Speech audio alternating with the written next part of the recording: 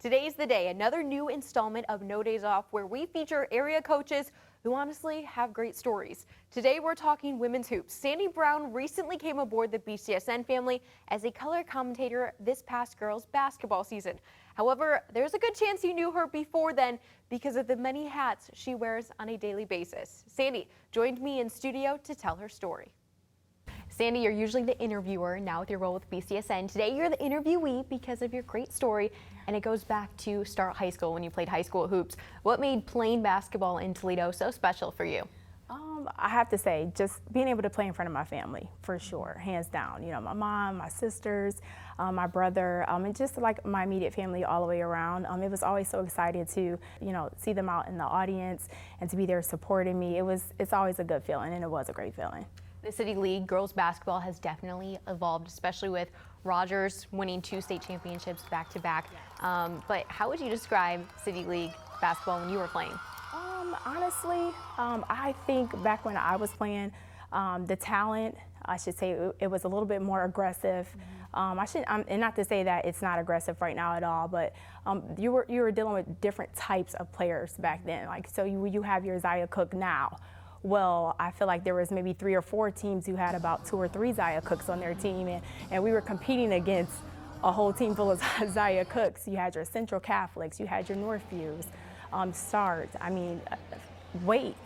They ended up coming up, down the line with my senior year. So it was just a little bit different as far as that is concerned. I think now, you have, those specific teams who have those elite players and those players who are good. But all in all, competition, still the same. Definitely aggressive game, but City League, I don't think it's changed when it comes to aggressive play. Yeah. And your high school career led you to play Division I basketball at Detroit Mercy. Yes. How did you end up with the Titans? So, long story, but funny story. I'll make it really short. I actually did not decide to play basketball until my senior year in high school. I was a 2-sport athlete. Volleyball was literally like my thing. I was just naturally better at volleyball than I was basketball, and I don't like to say that too often, but I was, and I was getting more Big Ten, Big East looks from volleyball. Well, I just decided, I loved playing basketball, and I had more of a passion for it. I was just naturally good at volleyball, but I had a passion for basketball. So I literally thought about it, like, I don't want to spend 4 more years of my life playing something that I don't love. My dad wasn't probably the happiest because he spent so many summers, putting forth so much money to play club volleyball, which we know is not very cheap.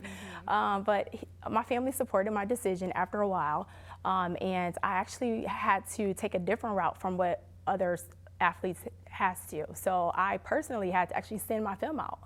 Wow. I sent my film out to different schools and Division I schools.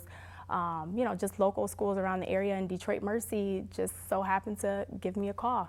You just started touching on it, the recruiting process. Yes. Sending out film is very different from today where social media is huge. So yes. What is the biggest difference in the recruiting process for high school athletes now? So I think definitely social media plays a huge role.